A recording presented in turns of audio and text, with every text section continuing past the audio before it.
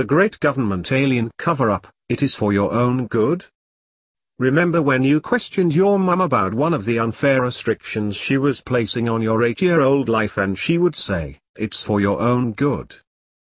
Her clipped tone added silently, "And that's the end of it." When it comes to the US government covering up UFOs and alien abductions, they are acting like your mum. Ever since the incident in Roswell, New Mexico in 1947, they have covered up the existence of aliens among us. Consider the comments of Edgar Mitchell, an Apollo 14 astronaut in a conversation with WPTV, a West Palm Beach TV station. Tim Malloy, reporter, told the home viewers, he says the government he served in the military, and as an astronaut, is perpetuating cover-ups of alien sightings going all the way back to the legendary July 9, 1947 Roswell incident, an alleged alien spacecraft crash where remains were allegedly recovered. Mr. Mitchell explained, the reason for the denial is, number 1, they didn't know if they were hostile, and could we protect ourselves from them?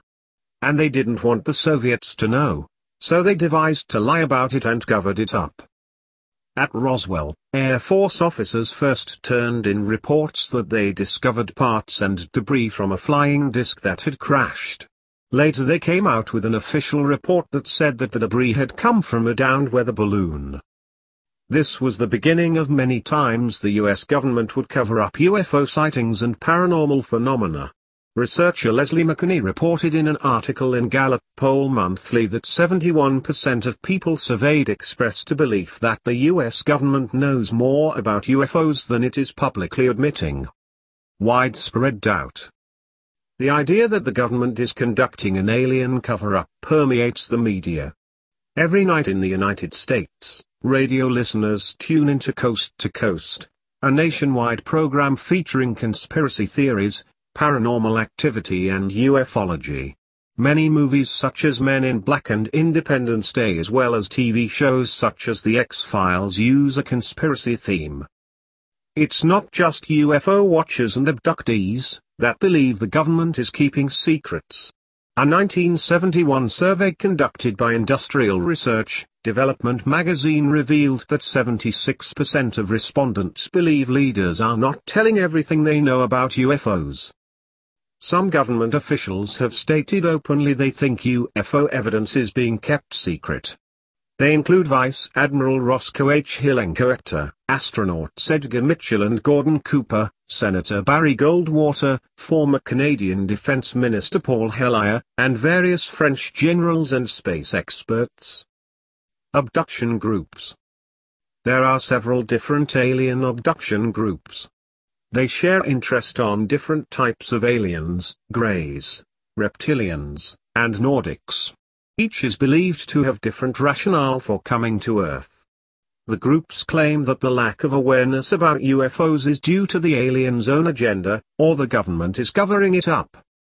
In The Hidden Hand, an award-winning documentary that explores UFOs and US military cover-ups, Stanton Friedman, a nuclear physicist and author of Flyers, Saucers and Science said, "The government is important because they have the radar systems. They are in a position to connect, and to collect the data." In the same film, Richard Dolan, a historian, and author of UFOs and the National Security State, Volumes 1 and 2, said, "People in the national security world are dealing with the fact that this is a lie that has gone now for so long. How do you undo such a long-standing series of deceptions?" Merged technology.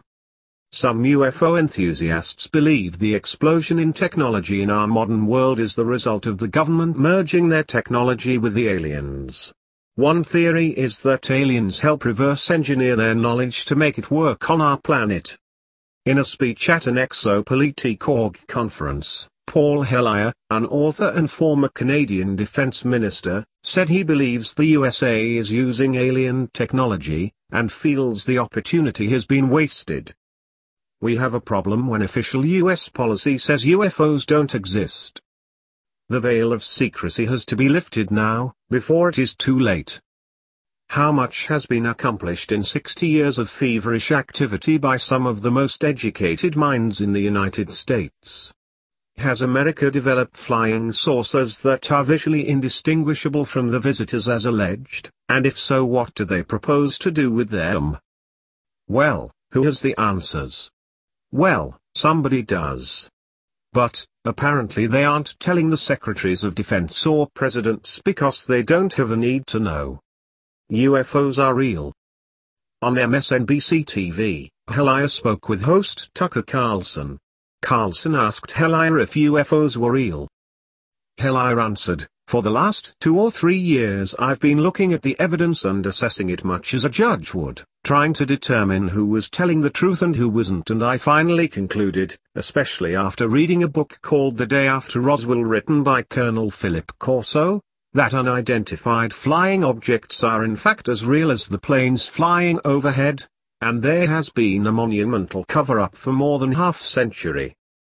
This is after looking at a lot of evidence in trying to discern who was telling truth and who wasn't, and I've concluded unequivocally that the people who claim that they have either seen UFOs or seen classified documents about UFOs, or have seen wreckage from the crash at Roswell on or about July 4, 1947, are the ones who are telling the truth. And consequently, I'm basing my policy considerations on that." Later Tucker asked, "Does this make sense? If in fact there are extraterrestrials and they are buzzing our planet, why wouldn't we want to take steps to defend ourselves from them if they turn hostile?" Hellier said, "Well, I think the critical question is whether or not they are hostile. When the crash first occurred, in Roswell, General Nathan Twining declared that there were enemy aliens. There is no evidence that I've seen that would convince me that they are in fact enemies. What I would like to know is whether that classification of enemy aliens still exists, and if it did exist, what is the evidence that the United States government bases its conclusion?" Carl Wolf: "What about people actually inside the US government? Consider these statements from ex-Air Force Airman Carl Wolf. I was a precision electronics photographic repairman with the top-secret crypto clearance in the United States Air Force. I was stationed at Langley Air Force Base in Virginia in mid-1965. I was loaned to the Lunar Orbiter project of NASA at Langley Field. I was taken into the laboratory where the equipment was malfunctioning. About 30 minutes into the process, he said to me in a very distressed way, 'By the way, we've discovered a base on the backside of the moon.' And then he proceeded to put photographs down in front of me. Clearly in these photographs were structures, mushroom-shaped buildings, spherical buildings and towers, and at that point I was very concerned because I knew we were working in compartmentalized security, and he had breached security. I was actually frightened at that moment and I did not question him any further." Donna Hare: Donna Hare worked for a NASA supplier and learned about cover-ups early on. She said, "I worked at Philco Ford Aerospace from 1967 to 1981. During that time I was a design engineer, illustrator draftsman. I did the launch slides, the landing slides, and also projected lunar maps for NASA. We were contractors, but most of the time I worked on site in Building 8. I had the opportunity to do extra work through downtime, which was between missions, and I walked into the photo lab, which was a NASA lab across the hallway. I had secret clearance and I was able to go into restricted.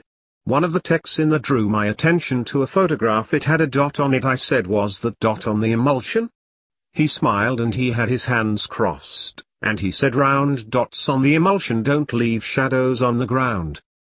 This was an aerial photograph of the Earth. There were shadows of a craft. I did not know what this was, but I realized at this point that it was very secretive, that it was a kept secret. I asked him what he could do with this piece of information. He said, 'We always airbrush these out before we showed them to the public.'" Edgar Mitchell: Edgar Mitchell told WPTV, "I don't know how many or where or how they're doing it, but they've been observing us here for quite some time and we see these craft all the time. I believe what I'm saying and I cite the evidence that I know." According to WPTV reporter Tim Malloy, Mitchell is unbothered by critics who think the guy with the right stuff has taken a wrong turn. He has no doubt that there are alien craft observing Earth right now and many more out there looking for us. Malloy asked Mitchell, "How many civilizations do you believe are out there?" Mitchell answered, "Billions. There are billions and billions of stars in the galaxy, and billions of galaxies doesn't take but a few planets around a few stars to have quite a few civilizations." Dr. Mitchell is one of only 12 people who have walked on the moon. He said he has never personally seen an alien but believes people who have. Specific incidents. There have been several incidents over the past few decades where the government has covered up reports, commentary, photographs, films and more from people inside and outside the government. Here are a few examples.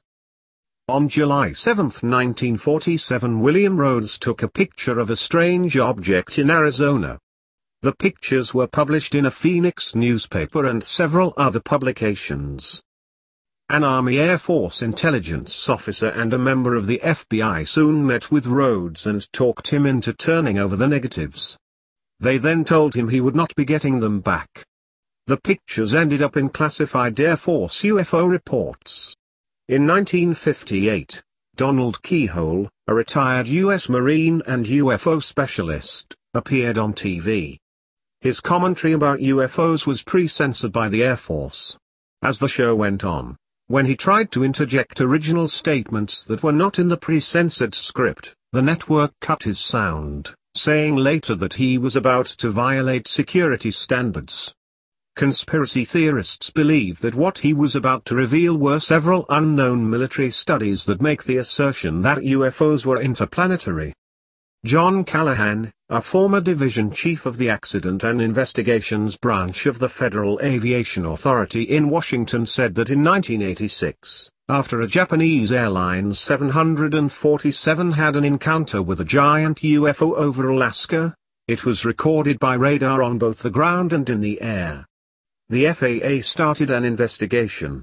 Callahan held a briefing for the President's Scientific Study Group, and other intelligence offices.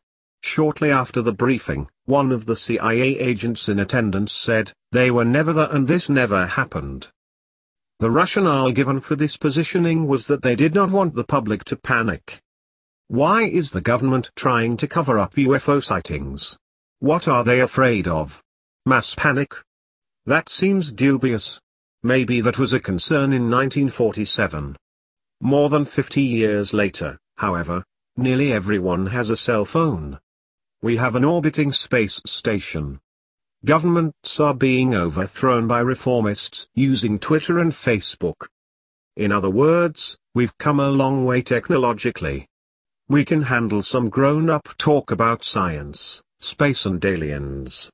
It is time for the government to come clean and tell us everything they know about UFOs, aliens and alien abductions. We don't need another mum. We like the one we have.